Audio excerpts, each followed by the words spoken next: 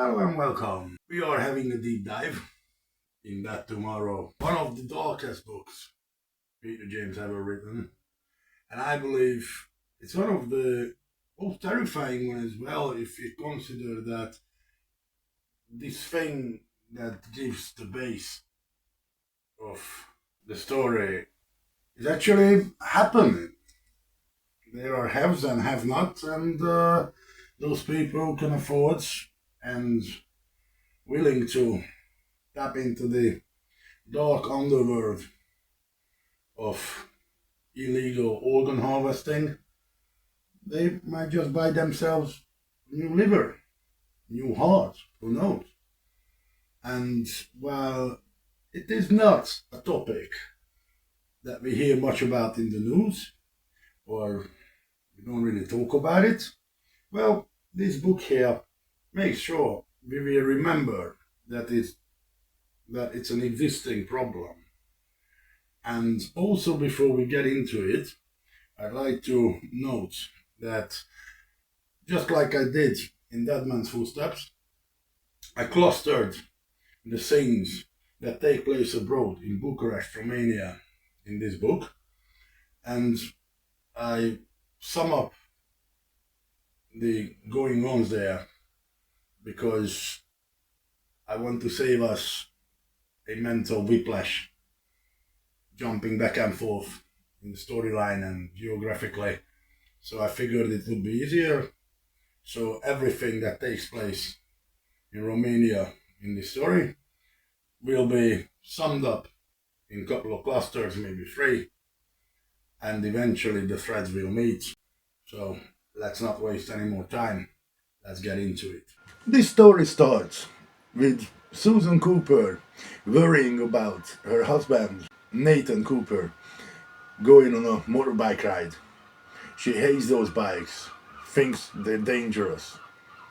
And Nathan hits the road, and unfortunately, he will never come back again. In the center of the story, we have the Beckett family, who are Lynn Beckett, Caitlin Beckett, the daughter, Malcolm Beckett, the ex-husband, and Caitlin's boyfriend, Luke. Caitlin is 15. She's young, and unfortunately, she has a liver problem. And her liver problem is not a small deal. It is life-threatening. She sees doctors, for example, Dr. Hunter, Lynn, her mom, is in talks with hospitals. Transplant is needed to save Caitlin's life. Transplant coordinator is Shirley Linsell. She's in touch. And the main doctor, the main consultant, Dr. Granger. And Lynn's ex-husband doesn't live with them anymore.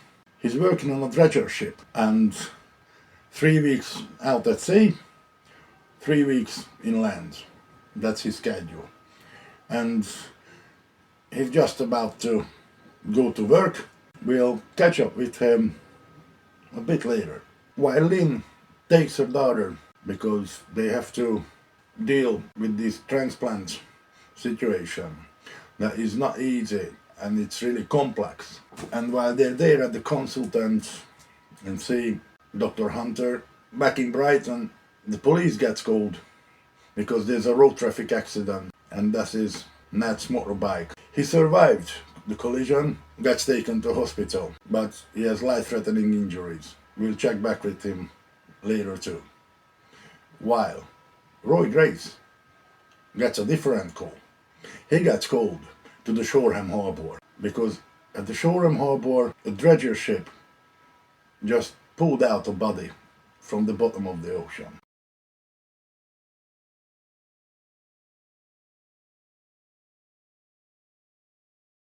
That fits BRIGHTON location. We're at Shoreham Harbour. We're just out in the channel behind me. The bodies get dredged up by the dredger ships, and that's where Branson visits as well. They go with police divers Actually, technically, because the harbour itself, it's called Shoreham Harbour, but some part of it is part of Brighton and Hove. But as we can see on the side behind me, I'm going to South Bridge, and the name Shoreham just behind us, Shoreham Harbour. So yeah, it's in Brighton as well. So I figured that fits BRIGHTON location, especially that it's prominently mentioned in the books through along the Grace Rivers. We have plenty of Shoreham in it, of course, especially the harbour area. Dockyards of murky weather, all sorts of stuff. Life is happening, as you can see. Just behind us, near the airport, there's an airport as well. Just there where the police dive team have their HQ, but because it's out of our jurisdiction, we won't go there. I don't like this, but that's not in Brighton and Hove anymore. It's not Brighton location, so we don't go there. There you go. Shoreham Harbour is a prominent location in the Roy Gray series. I figured come and visit it this time. So yeah, we'll be in Brighton location. Let's get back to the deep dive.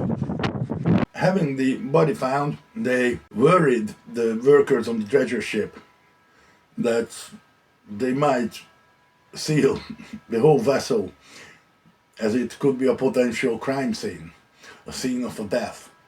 But eventually, Roy Grace thinks it's over, and they decide that the ship can continue to operate. So they remove the body with no further ado, and the Acro-V, that's the vessel's name, can go back onto sea and do his job. And of course, right at the Shoreham Harbour, Kevin Spinella turns up, the journalist, and well, again, he has information that he shouldn't have, and from the go, Roy Grace is really pissed off, because as the body was taken out, he reckoned that he'd seen like cuts on the body, like a suture, like the body had been operated on, and Roy Grace still doesn't understand where the journalist would get all his information, and all the correct information for that matter. He gets rid of him for now, but eventually they'll speak very soon. And while all this is happening, at the marina in the Rendezvous Casino, we get to see Vlad Cosmescu. He's a foreign national, an Eastern European, and he's whiling away in the casino. He has this system with the roulette. How he puts his bets so he can stay at the table. He's a known face in the Rendezvous. Everyone knows him. He's always generous. He's quiet. He's minding his own business. We're going to look into his dealings as well. Soon enough, the autopsy will have to take place, and Grace invites Branson to tag along with him. And they go to the autopsy, where they find that all the vital organs have been taken out from the found body that got dredged up from the sea. This prompts an investigation to start.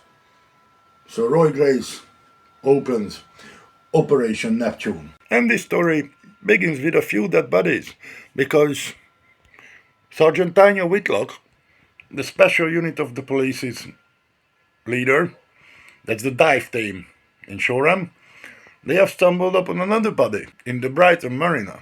A yachtsman seemingly stepped off the boat and died. Could have been drunk, could have happened anything. I could say, let this sink in. I know it was bad. And before we dive even deeper, let's catch up with the gossip. Branson's marriage is still completely ruined.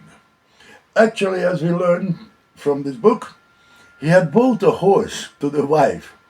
Apparently that's what she wanted. And the horse wasn't enough. Now it just costs money, it has to be in the stable. And obviously sometimes she goes riding it and stuff, but it did not help the marriage. And Glenn Branson is still keeping at Roy Grace's house. Roy Grace lives at Cleo's home mostly. And Cleo is pregnant with Roy's child.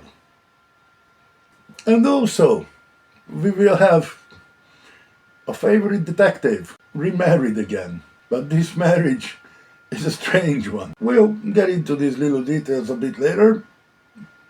Let's say how the first briefing's going. This is the first briefing of Operation Neptune. Well, the dredger ship Orco D had found the body that's been dredged up, and after the post-mortem we find that basically it got emptied. There's no vital organs in it. That is some concern, but first the team thinks of it could be some burial situation, because there's a burial space. If someone wants to get buried at sea, there's an opportunity just 15 nautical miles from Shoreham Harbour. So they're gonna have to look into that one. Bella's given the task to gather the dental photos of the victim and show it around to the dentist surgeries from Brighton, expanding outwards within the county. Norman is given the action to speak with transplant coordinators in the country, with all of them. There's not that many, unfortunately, but still, we're talking about a dozen or few, and Norman gets on it soon. We'll hear about that, what he'll have to say. The only thing they eliminated is the Royal Sussex County Hospital right in town. They know they have not dealt with any organ transplant in recent days or weeks. They wouldn't know anything about the found body. And also Bella is given the task to phone around and make inquiries if similar incidents have been discovered in Spain and France, because they have ports near enough to England or routes frequented by people. And finally, Glenn Branson is given the action to go out first thing next day and go out to sea with the dive team, the special unit of the police, and see if they find anything else nearby the area where the body had been found. End of the first briefing. Just as the briefing is over, back at the casino by the marina, Vlad Kozmescu receives a phone call, and it's from some higher up in the chain. Gives him a marching order that he's got some stuff to do. So Kozmescu leaves the casino and makes sure that the order will be seen to be done. What that is exactly, we will find out very soon. First light next morning. Who is out on his early morning run? And in the town center, he clocks a black Mercedes. Quite a flashy car. Notes the license tag. He finds it strange that 5:30 in the morning it should be around. But again, it's just his weird habit to notice strange things. Or strange to him anyway. He finishes his run, gets ready for the day, and he goes to work. And first thing he does in his workplace, checks up the license tag. And it comes back as registered to a Joseph Richard Baker. Joe Baker seemingly lives at an address near the seafront in a high-rise just by the Metropole Hotel. There's no markers on his car or his name, and his name rings a bell to Roy Grace. Links it to nightlife, massage parlors, whatever. At this point he figures, yeah, there could be a reason. These guys are all over the place, early hours, late nights, so he lets it go for now. Glenn Branson is driving to the Shoreham Harbour. Let me stop here for a bit. I've got a weird trivia here. As we already discussed a few videos before, Peter James is a deep researcher, and he has lots of ride-alongs with the police. Obviously, has friends at the police, and that's how he basically does his research for the books. And most of the books would be based on some sorts of reality events that could have taken place in one way or the other, one form or another, somewhere in time, similarly or exactly like we read it in the books. And that's how the ideas come. Now, when the book started to sell very well, Peter James decided that he's going to support Brighton police and gave a police car, to the police of the city. And this is a Hyundai Getz. And Hyundai Getz is the model, the car that Branson drives, the unmarked police vehicle he drives when he goes to the Shoreham Harbour. So some years ago, when I reread this book the first time, I read it like 3 times probably by now. And when I reread it, I remember that I noticed this Hyundai Getz car to be given to Branson for the book or some sequences. And I figured that's a strange one for a police car. Yeah. And I looked it up if ever the Brighton or UK police had Hyundai Getz cars, strange looks and stuff. And then I found out that Peter James gave this car emblazoned with his name as a support, and obviously kind of like an ambassador car looking thing as well. See the picture. So yeah, that's how I noticed it. And living in Brighton, I did notice the Peter James cars later on. He supports the local cops, fair enough. After all these research and ride-alongs. And also Peter James supports the Brighton Police Museum. Cool place too.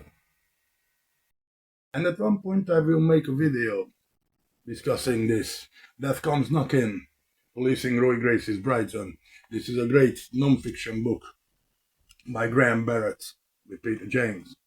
And it shows us how reality overlaps with the fiction we read. But it will be a different video. So, yeah, I figured I'd just share this with trivia in case you didn't know that. Let's bring back to the video. We were at Branson driving down to Shoreham Harbour. He's pissed off. He's speaking to his wife Harry on the phone, the loudspeaker.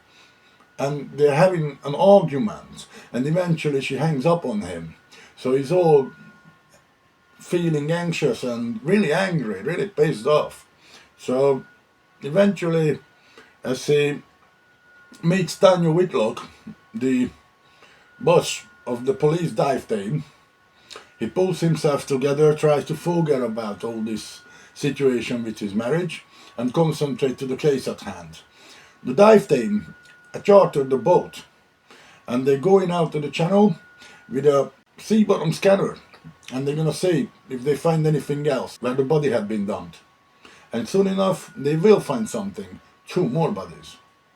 As they going out to the channel through the locks of the harbour, Glenn Branson notices a glint of light or something, but he shrugs it off.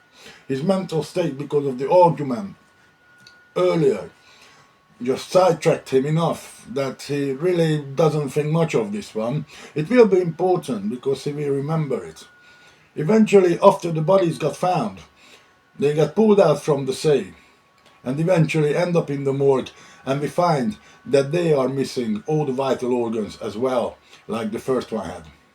The rest of Roy Grace's team is running the inquiries, as they were tasked at the briefing, and we get to find out that this Vlad Kozminski character had just kidnapped Jim Tower. He's the one who chartered the boat to the police. And at late night, he goes back to the harbour with Jim Tower being kidnapped in his van, parked a bit further away, in a safe distance. Already in the morning, while he was spying on the boat leaving the harbour. While it's a long day at sea for Glenn Branson, it's a busy day for Vlad Kozminski as well, because in the meantime he had kidnapped Jim Towers and he's spying on the boat with binoculars. Probably that's the glint of light Glenn Branson has seen. And after everything had settled and the police leaves with the bodies being recovered to the morgue, late night Kozminski returns, takes Jim Towers onto the boat's called Scooby. He duct tapes him up, puts him on the boat, takes him out to sea, and sinks the boat with Jim Towers on it. Before he does that, he explained Jim that he had paid well enough for them to take him out to the channel. But Vlad Kozminski suspects that Jim took him to the dredging zone because he knew that the bodies would be recovered soon enough. And he feels cheated and he decides that it could be someone ratted on him, so he has to be eliminated. And that's what he does. He uses a dinghy to get on with an outboard motor on it, and he circles around while Jim Tower's boat is sinking, with Jim Tower himself sinking to his death. Eventually he gets nearby the Black Rock area of Brighton, just over the marina. So he throws the outboard motor into the sea, and once he hits the shore with the dinghy, he cuts it to pieces with his trusty knife, gathers them up, drags them with him, and gets disposed of them all over the place, especially nearby the Asda superstore, just by the marina. Behind it there's dumpsters, a quite dark area, and he stuffs all the dinghy leftovers into these dumpsters, and he disappears into the night.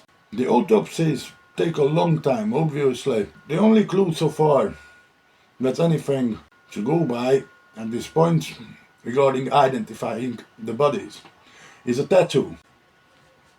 Lynn and her daughter Caitlin are in a London hospital, and they're meeting consultants and transplant coordinators, and they're having a talk of the list of the liver transplants. And Caitlin, as usual, she's on and off feeling ill, really down, really sick. Sometimes she perks up and she's in the mood, as obviously she would be, and times are not getting better for the Beckett family. But they're not the only one who are in hospital, because Susan Cooper, remember from the beginning, the wife of Nathan, the motorbike guy. Well, Nathan's not feeling better, he's still in coma, and eventually the doctors say that he's not going to make it, and sure enough, he passes away. He is an organ donor, and they ask Susan if she's willing to offer the organs, and she gives it a thought, she arms it, says okay, except for the eyes. Never wanted the eyes to be gone, Nathan haven't. So eventually the organs gonna get offered for transplantation, so they keep Nathan on the machines to make sure that artificially the blood is circulated, but once it's taken off, he's good as dead.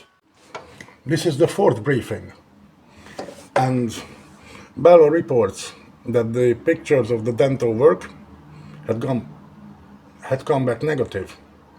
No match, and according to dentists, that body had not seen a dentist for a long time and probably was from a poor background. But 2 more sets of pictures gets added, so 2 more sets of dental pictures are given to Bella, plus Roy Grace allocates some more manpower next to her so they can spread around town and check these pictures as well. Eventually, the dental inquiry will be dropped in the coming briefings because you realize it's a dead end. Norman Potting spoke to the Coast Guard and he learns that the weather was not severe enough to move them bodies, so with all the weights on them that came off, but the divers found them later and the other two bodies had been tied to weights.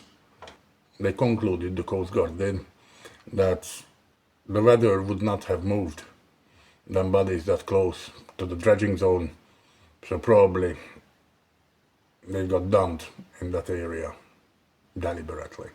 E.J. Boutwood, still on light duty from the accident or incident she suffered back a few months ago. She's doing research and she'd been tasked to find if there had been similar cases in the UK, like the emptied harvested bodies that they found, and only one report comes back according to Bella. In 2001 in the Thames they found a similar body. They will contact the Metropolitan Police and say if there's any more similarities that they could hang on to and investigate this case. We'll see about that too.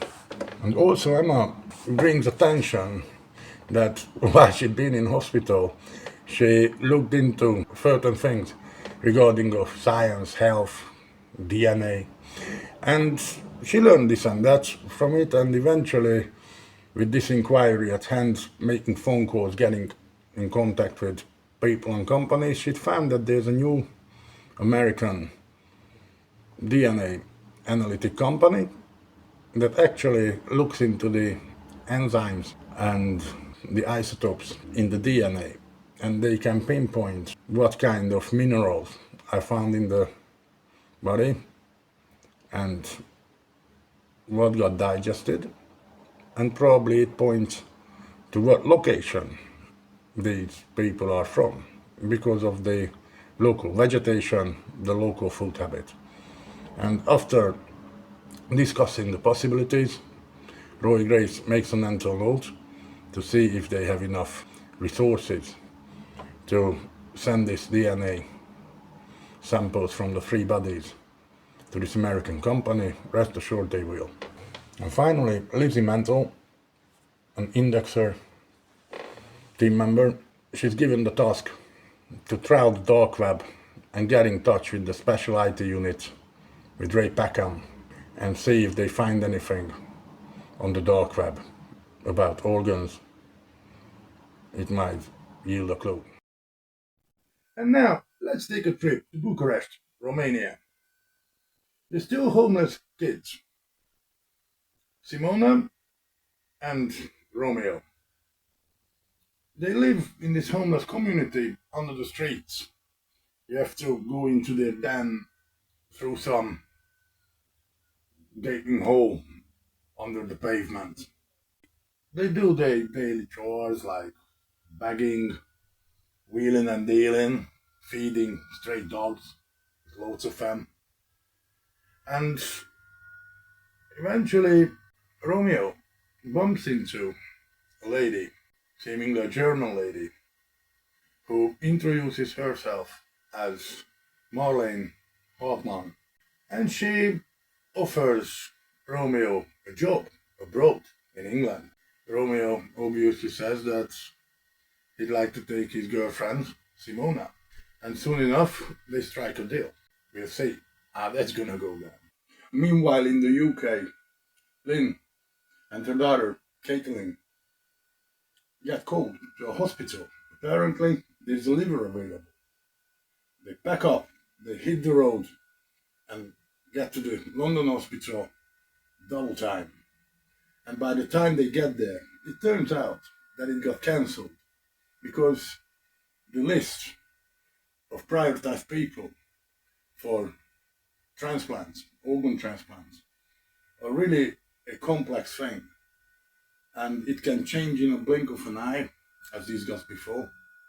And that's what just happened. So obviously, let down, really angry, Lynn makes a shouting match with the doctors who are understanding but can do too much, and eventually they will have to go home. And by the time they get home, Luke, at home, found an interesting solution. He tells Lynn that they might want to try, and this strange solution is the dark web, where they could find organs. And because of the situation and the ticking time, Lynn decides that they're going to go on the dark web and see if they can find any contact to get liver illegally. Next morning, Roy Grace is early in the office, early as ever, and he's checking the serials. What happened overnight in his beloved city, Brighton. There's a person identified as now Foster, who apparently had fallen from the 7th floor, and it bears all the hallmarks of a suicide, but neither the coroner or the investigator of the case is sure about that. There's a few muggings, the odd car theft, and the usual stuff that would go on in Brighton every now and again.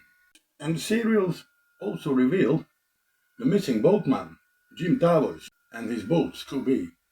Also a new team member, Detective Sergeant Guy Batchelor, is introduced to the team. He's going to be sticking with us for a good few books coming. Lynn is at work, and obviously she'll need some serious money if she wants to get this dark web liver purchased. She works for this debt collecting company just in one of the new office blocks in Brighton, just near the station. And they have this client, whatever we want to call these people who hold debts. His name is Reginald Okma, and he owes some significant amount. And he keeps trying to chat up Lynn through the phone. The guy just kind of laughs it off, but he always offers that he likes the voice of her and would very much like to go out with her. And Lynn seriously starts to consider this idea, because the guy says, this Reginald, that the money's no problem, he could pay it, at least parts of it for sure. And quite shockingly, he seemed to know a lot about her. He knows about the ill daughter, he knows the color of her hair, he knows the clothes she's wearing, the car she drives. So obviously, this character is really onto her. We'll see how Lynn will react to it. Just before Glenn Branson's Restless Night, the evening briefing on Monday, which is December the 1st, Christmas is closing in. In the briefing, they go through what they know so far is the 8th briefing, but it doesn't amount to much, even though Roy Grace is again furious because just after the press conference he had held before the briefing, he got stopped by Spinella, and somehow the Argos journalist knows about the harvested organs, though Roy Grace manages to coerce him into some sort of a deal so he doesn't give it away in the newspaper, but it didn't help too much because it was already in the pipeline, and next day the news would mention these. As on the briefing, on one of the bodies out of the 3 that had been found, there's a tattoo on one of them. R-A-R-E-S. Rares. Lingering as a meaningless clue at the moment, but Norman Potting had done some digging, as he likes to do, and he tells, in the briefing, tells Roy and the team that he found out Rares is a Romanian name, and further digging into the notion of organ harvesting and black market of organs, he finds that the study puts Romania in the top tier of countries that are endangered by this black market, because loads of street kids and poor people easy to be snatched up and basically kidnapped, the organs harvested and dumped. They strongly suspect that's what's going on here. Norman Pudding is busy. He already had been talking to the crime tech guys, the crime tech unit, Ray Peckham and his colleague.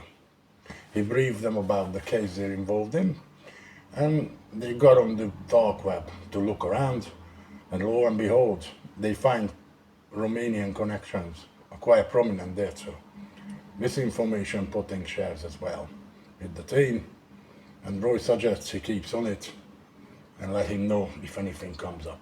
And at this point, Roy Grace notifies the team that overnight a boat called Scooby had disappeared from Shoreham Harbour along with its skipper, the owner. Glenn Branson obviously perks up for that and says that he'd just been on it with the police diving team. So he gets the casual job to go and look into this case as well, which he will. He will locate the family of the missing man and make some inquiries. We hear back from it later. While all this is going on, Lynn Beckett manages to find an organ broker online via the dark web. With Luke's help, they message this Austrian person, and instantly they get a text message within minutes saying that next day or so they will receive a phone call and they will talk about details.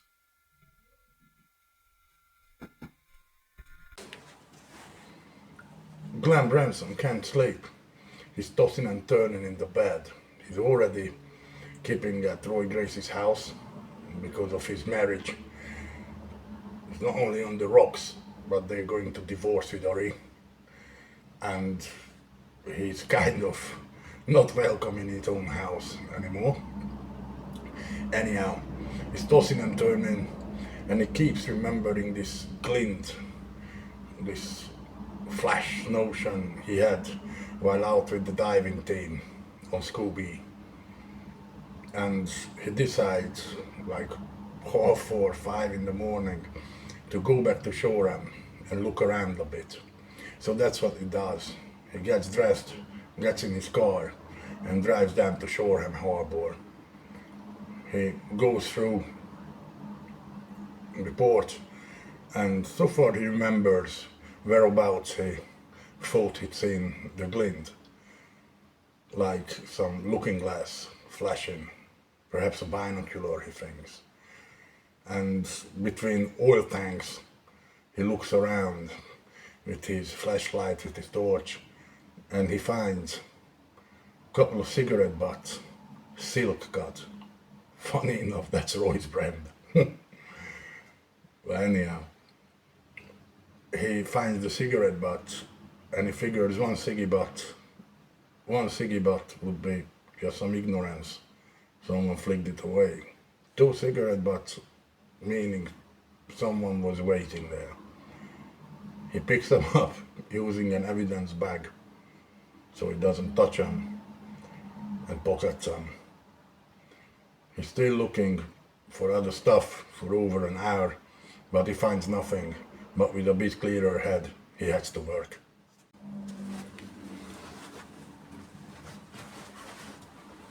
And after the Tuesday morning briefing, Norman Pudding approaches Roy Grace in his office. He has one thing about the case to share with Grace that he didn't want to reveal in front of the team, not yet anyhow, because of its nature. And the other one is a personal issue. The personal thing is, apparently, Norman Pudding tells Grace that he's got a new wife, Lee. She's a Thai woman. And apparently, she keeps telling Norman that her family needs some money, and Norman started to break into his savings and sends money home because the woman won't have sex with him otherwise, claiming that Norman doesn't like her enough, doesn't love her enough. Grace tells the lovesick Norman that, come on, you're being taken for a ride. You can't be that naive. And Norman's just like really weird about it and doesn't really want to believe. He's not like this. She's not a scammer. Well, we'll see about this later as well. Poor Norman. And just as Norman shares his personal anecdote with Grace, Grace receives a phone call, and this phone call notifies him about an outboard Yamaha motor that had been found just over the marina by Blackrock. And they figured the case they're investigating with the Shoreham Harbour and the 3 bodies found in the water, it might just be connected. Grace is happy that other cops think like this too, and he asks the evidence to be bagged and tagged and see if they can find any clues on it. And cheerily, the phoning officer tells him that they have a brand new method to check fingerprints. It's on test, so they will try it on it. Apparently they can lift prints from plastic items that have been submerged in water for a long time or any substance. Sounds good. Some clues might be coming. Back in Bucharest, Romania, Marlene's scheming is working very well.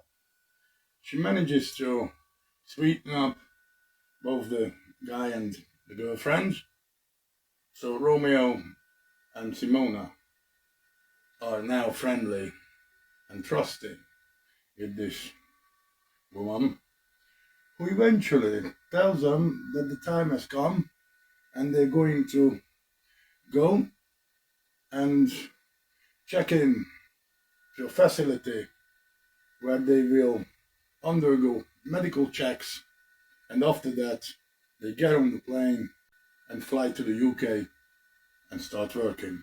And the medical checks will reveal that Simona has a really rare blood type, AB negative. And this Vlad Kozminsky is not idle either. He's got a pickup to do at Gatwick Airport. He's got this pal, Grigor, and they work together for 5 years, and they're a team. And they transport the victims to a secret apartment they have, where they will be kept for a bit, and then their organs will be harvested. And we see him in action. Vlad goes to Gatwick, picks up 2 girls by the names of Nusha and Anka, takes them back to his hideout in Brighton, just behind the Metropole Hotel, seizes their passports and tells the girls that they're going to have to pay back the loan they were given for the transportation, and they will have to work with their body. Obviously, the young girls are shocked, and Vlad leaves them be for now. This is the 10th briefing, and things don't seem to go very quickly, very fast. Number of lines of inquiries go nowhere or still being looked into. Grace is now convinced that they're dealing with human trafficking, so until he's persuaded otherwise, as he says, that will be the line of inquiries centered around. Nick Nicol and Bella Moy are given the action to visit brothels in and around Brighton, looking for Eastern European women who might have been smuggled across the channel and kept as slaves, or just working here in prostitution by their own will, but they might have information or connection with those people who are running the organ harvesting ring. Norman reports that Ian Tilling, his friend, his contact in Romania, the ex-cop, he's getting into looking around, collecting some intelligence about the organ traffickers, human traffickers, and all these seedy underworlds, while he's doing charity towards rehousing or sheltering homeless people in Romania, in Bucharest, and hopefully he will be able to look around in this web of corruption and the disappearing homeless people as they are easy target for anyone who wants to harvest organs. So Norman Potting hopes he's gonna get a call back from Dilling by the next morning. The DNA laboratory has sent back the results regarding the autopsies, and they find that the victims haven't been eating very healthily, probably of a poor background, but they pinpoint their origin to be more than likely from south of Europe, and also they find residue of Elwak, which is kind of like similar to glue when they sniff it, and they figured that's what street kids in Romania do mostly, like glue sniffing. They do this Elwak, which is a Romanian brand. And Glenn Branson reports that he sent off the cigarette butt he'd found in Shoreham. They're on the way to the lab, and he hopes to hear back from him. Also, he's going to interview the wife of the owner of Scooby, the boat that disappeared, the charter boat, and its owner who disappeared too. Meanwhile, it gets reported that an outboard motor has been found ashore. It's being sent to the lab, and they hope to leave some fingerprints from it via new technology they started to employ or test. We'll see what it comes to. Things start happening, but not in a good order. Glenn Branson rushes to interview the wife. He finds out that the day Towers disappeared would have been the anniversary, the wedding anniversary, and Jim Towers wouldn't have forgotten it. There's no way he would have cancelled it, and she knew things would be bad. Eventually, Glenn Branson, though, manages to get some information out of her. The information that there was this guy, Jim Towers, chartered his boat out. This guy liked fishing. This guy liked fishing naked. A real character. But so far, she can't really give a proper description of the man, because it was just something Jim Towers told her as a casual conversation once or twice. So that's all she knows. With this, Branson leaves and considers the situation. Nick Nicole, all worried about going to brothels, as he's a married man with a newborn child. He's all iffy about it. And Belmoy cheers him out that, don't worry, it's part of the job, like. But anyhow, they go through the city, visit a handful of brothels. They go to Silwood Road, which is known to be the seediest part of Brighton when it comes to brothels. Even though officially it is not recognized, but unofficially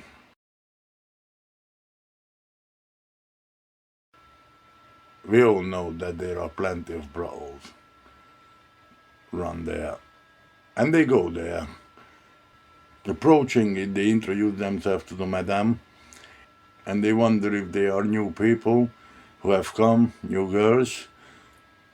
And the madam is strangely eager to show them two new Eastern European ones, Romanian ones.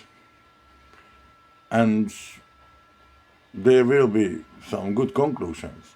The madam tells them that there's two new girls that have come recently, Akna and Nusha. They're from Romania. The police officers would like to speak to them separately, one by one, and the madam provides the chance. And the young girls turn up. They're over 18, so there shouldn't be a problem with that. But eventually, Nick Nicole came prepared, and he had jotted down notes of certain questions in Romanian. And eventually, he manages to break down the girls, and they say that it was Vlad who had brought them there. With this knowledge, they kind of make sure they're okay at the moment and they leave the premises. They understand that nothing's all right there. This information is related to the team in the briefing. Vlad Kozmovsky's name has come up again, and he is Joe Baker. We know that. We find a little bit more about it a bit later. The pressure is on also because there's an interlude.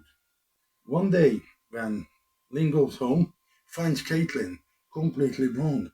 She's dizzy, she's almost falling over, she's sweating, all the bad symptoms. So they call their uncle doctor, who comes out to the house, and well, he wants to get an ambulance and take her to the hospital. But Lynn Beckett says, no, you can't do that. And she comes up with crazy excuses, obviously, because she's got this chat and got this illegal liver thing going on. And it takes her a while to convince the doctor, who remains unconvinced, obviously, but there's not much he can do, and gives Lynn 24 hours to get her to a checkup in a hospital, or he's going to have to act on his own as a doctor, but he kind of leaves him alone for that day. This is now the 13th briefing. Clues are pouring in, and the team establishes that probably the body's been dumped deliberately. Probably someone who didn't mind taking the money, but thought that dumping the body's a bit too much, and he wanted to make sure that they might get recovered eventually. So he chose a much shallower water, dredging zone for example. It's like 60, 100 foot deep water instead of 150, 200 feet, just a few miles out. So that's what they concentrate on. Also, the diving team found some anomalies because they asked them to search the area again for the Scooby, the boat, the charter boat that disappeared, and they probably had found it. Glenn Branson will go and say if it is found. By the next briefing he'll know a bit more about it. Also, there are certain topics that remain discussed, and one is the row houses that's being trawled by Bella Moy and Nick Nicol. Next one is to come forward with some more information is Potting. Norman Potting is firing on all cylinders. He trawled through the transplant coordinators, most of them anyway, and he realized that the NHS waiting list for a transplant for an organ is just crazy. Every week they have a review, and at that point anybody can fall out of the list or get on the list. And this prompts the whole team to think deeply about looking into the registers of people waiting for transplants. We'll see what comes of it. And Glenn Branson reports that from O2, the mobile phone service provider, he obtained the records, and it shows that Jim Towers, the skipper of Scooby, has not crossed the channel probably. The signals stop at one point, but it's still working on it. We'll learn about it a bit later. Toward the end of the briefing, Marcel Cullen, Roy Grace's German buddy, phones with some interesting information, a phone number linked to Brighton, and apparently it's got flagged of the German police's investigation into organ trafficking. Of the book gives the number to Roy Grace. We'll find out next time where it leads to. Very quickly, Roy Grace flies to Munich and meets Marcel Cullen, the cop buddy, and obtains the records of the book. The phone number is traced already because on the phone Cullen Marcel had told him. But the other records, the investigations about Marlene and the whole organ harvesting, organ transplant business that's being looked into by the German cops, put Marlene on the radar and her clinic. And Marcel Cullen shows everything in the files to Roy Grace. And once he obtained these details, he registered under a false alias, Roger Taylor, to the clinic, claiming he's after a liver for a cousin of his. And he sets up a meeting with Marlene and come face to face with the woman. We hear about how that's gone. In Bucharest, Ian Tilling is on the case. Feels good to do some policing work again as the ex-copper.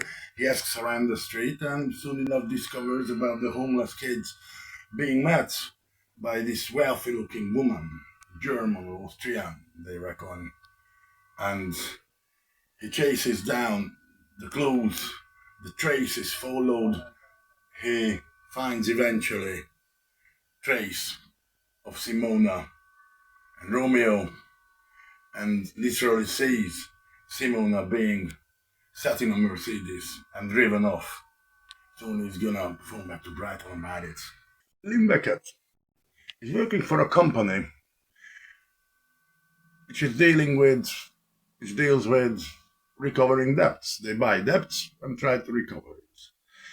And there's targets in the workplace, and you can get bonuses if you manage to recover a bigger sum. Or the most money you recovered reaches the top of the boards at the end of the month, you get a monthly bonus. She's desperate for money, obviously for the liver transplant, to buy the black market liver.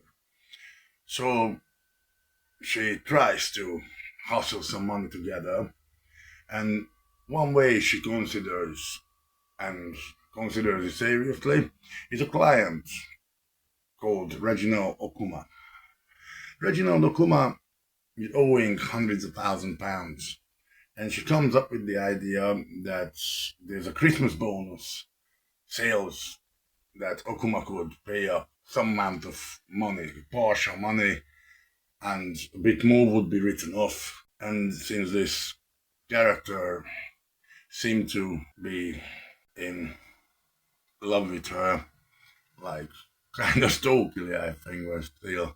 And they speak on the phone, it seems that he's looking for some friends with benefits in a person, and she does consider actually meeting Okuma and trying to kind of scam some money out of the man, which he will do. Eventually, she sets up the date and they will meet, but she only gives a hand job to the geezer after having a nice dinner, and basically she obtains the money in cash and puts it towards the liver. And at one point later on, Luke, Caitlin's boyfriend, comes up with some information, a shocking revelation, more like that he's got an inheritance of £150,000 and he's willing to put it towards this whole thing, which he does. After borrowing a bit of money from Malcolm, the ex-husband,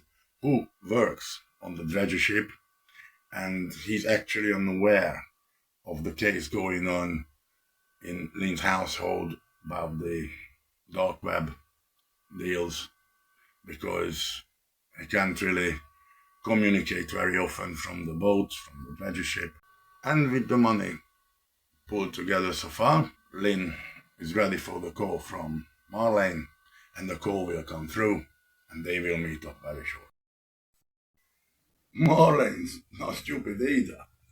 She finds the encounter with Roy Grace curious, and eventually she saves the CCTV recording from the gate when Roy Grace came in to buzz the buzzer and get to the reception, saves a few screenshots, Marlene does, and sends it to Vlad to check out who this man is. In short order, she'll find out that Roy Grace is a police officer, the leading investigator of the case against Marlene. With this information, Marlene steps things up and starts to do a rush job. That's not going to go well for her, but it will be a bit of time till it will unravel. In the meantime, she starts to put the proceedings forward to one more transplant job before they clear and disappear. Arriving back to the UK, Roy Grace gets all the data he gathered from Germany and sifts it through, gives it to the analytic people, and they start to trawl through the clues in there as well regarding Marlene. As things are being rushed, Lynn soon enough gets a phone call from Marlene to get Caitlin ready, and the transplant will happen earlier than thought, but things will work out. That's what Marlene tells Lynn, and Lynn starts to get things ready. Briefing number 14. New information surfaces. First of all, the phone number got tracked that Roy left, that got given by the German body cop, and that is the phone number of Lynn Beckett of the Beckett house, and members of the team can't help but notice that the dredger boat Arco D has a staff member with the same surname, Beckett. They will need to see what this is about, but because of this Marlene situation, the strange woman is being in contact with Lynn Beckett. They will find in short order that things are getting even more murky by the hour. Also, Lizzie Mental's investigation with the special unit of the IT police yields some clues as they're trawling around online, the black web, dark web, and normal too. They actually started to look into surgeons, transplant coordinators who are not happy with their job or have really strange opinions on things regarding transplants. And that is how they spot a certain Roger Sirius. He has comments, he has little blogs, essays, and he kind of agrees with the idea of buying an organ if one can afford it. So in short order, they look into this Dr. Sirius and send a couple of people to interview him. We find out about it in a bit. And with this, briefing 14 draws to a close. Grace drops by Lynn Beckett's place, surprising her, and he shows her the pictures of the kidnapped Romanian kids, the victims, and explains her the whole scheme of this black market that's happening, and urges her to stop what she's doing and to think about the victims, how her daughter Caitlin will have the transplanted organ, but by laws and warrants there's not much they can do to stop her, and they just have to let her be. And in turn, Caitlin has been taken to the transplant clinic with the help of Vlad and all the people organizing this. On the other side, Marlene, Vlad Kozminsku, getting Simona ready for the operation. In the location they agreed with Lynn, and they're gonna all meet there. This is the 16th briefing. We find out a lot of things though. Branson reports Jim Towers' body's been found, taped up like a mummy, as he puts it, and he was sunk with his boat. Glenn wants to pull Vlad Kozminsku in for questioning, so a warrant to search his apartment will be granted just after the briefing due to the evidence accumulating, like the cigarette butts that had come back from the lab, and they contain the DNA of Vlad Kozminsku, who is living under the name Joe Baker. And Joe Baker is the name that the black Mercedes was registered to, that Roy Grace had seen one early morning, just a few days ago.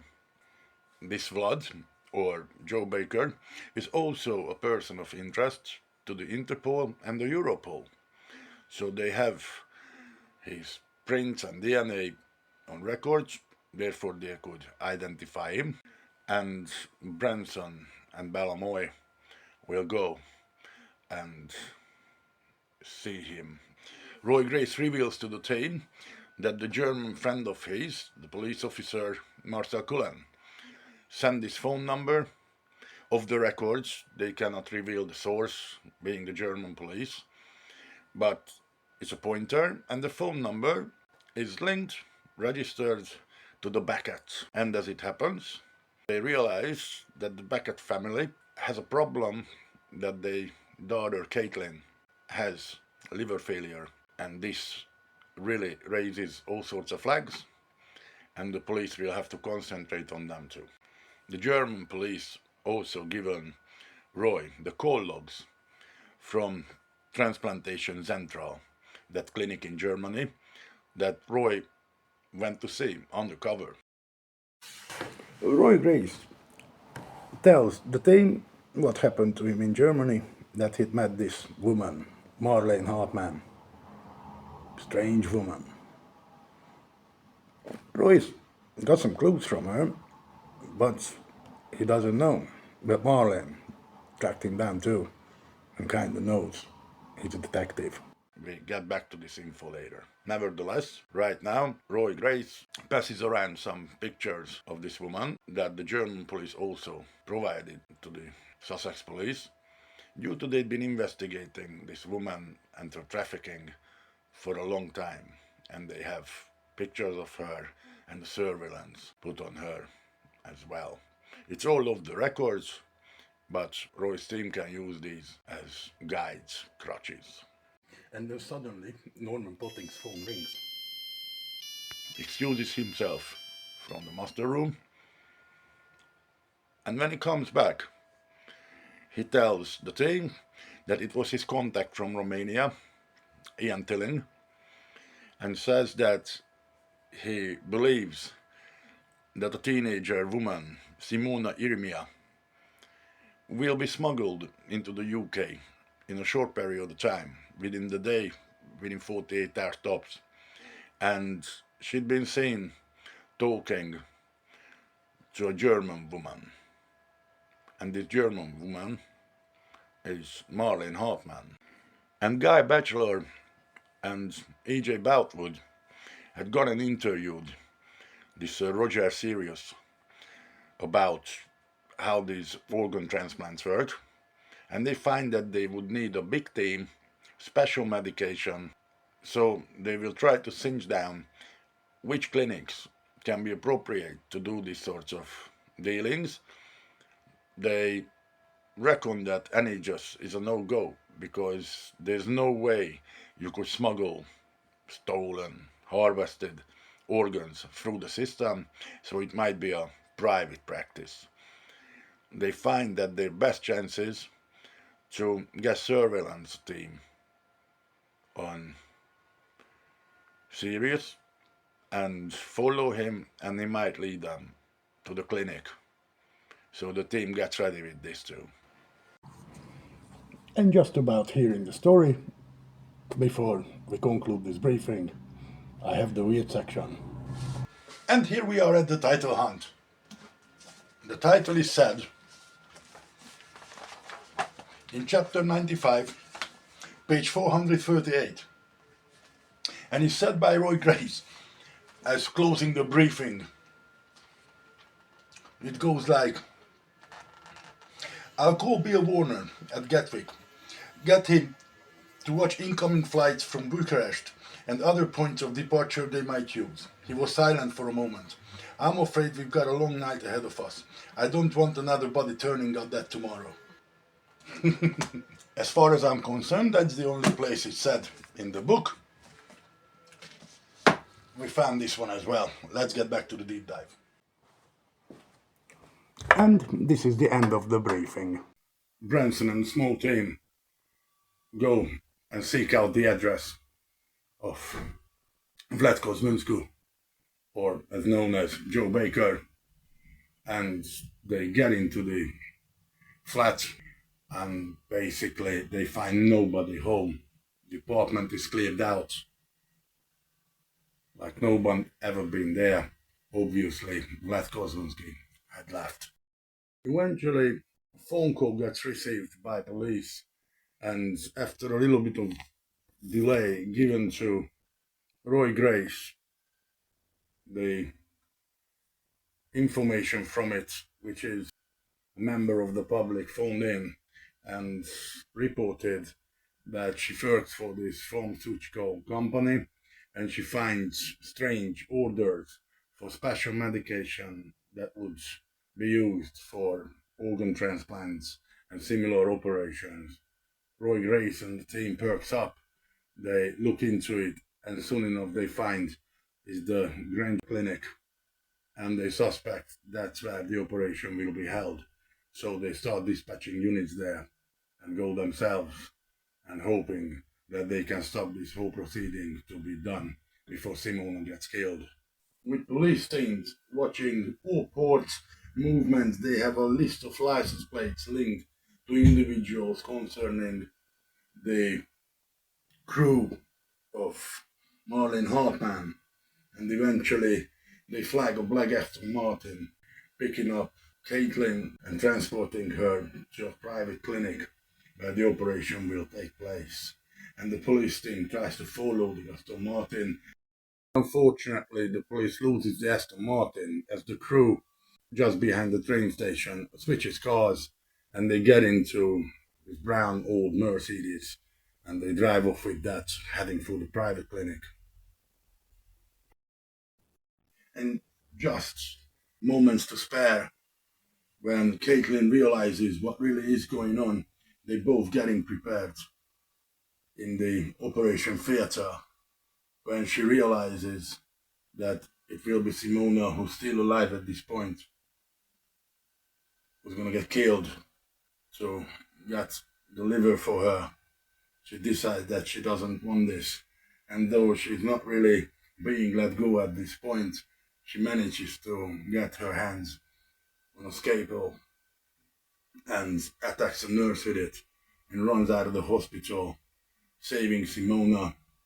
And at that point the police descends on the building with helicopter, with all the crews, and from then on a cat and mouse game starts within the building that eventually ends in Marlene's arrest. And this book, with its bleak ending, leaves certain things unresolved. For example, the prostitutes that Vlad put into place in Silverwood Road, they still there probably. Then we have the murdered kids. Probably they will be just buried here, unmarked grave, or maybe sent back to Bucharest, who knows.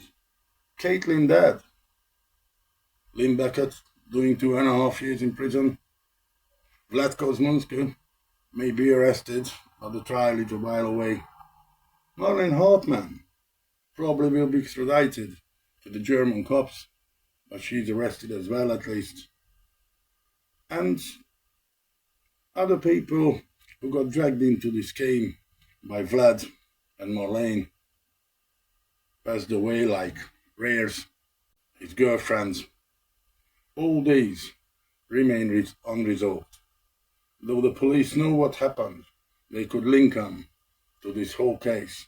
Unfortunately, case-by-case investigations are not really possible due to lack of clues, evidence, or even bodies, because there are some missing bodies could be linked to the case, but we'll never find out. With Roy Grace preparing to declare Sandy dead, and Mary Cleo is looking forward to the future, a bit brighter than Lynn. And this is the conclusion of that tomorrow. And I think it is just dark enough to leave it like this at this point. And I think it's more than enough of me for now as well regarding this sale. Signing off now.